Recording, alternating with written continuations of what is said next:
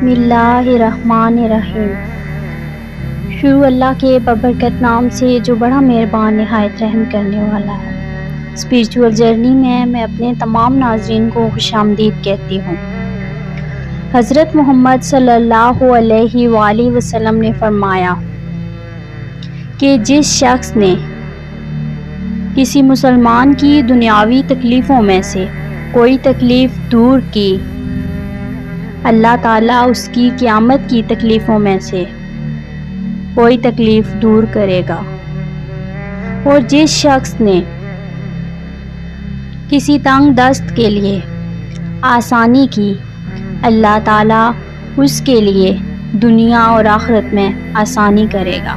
سبحان اللہ۔ ویڈیو اچھی لگے تو صدقہ جاریہ سمجھ کر اپنے پیاروں تک شیئر ضرور کیجیے گا۔ جزاک اللہ خیرن کثیرا۔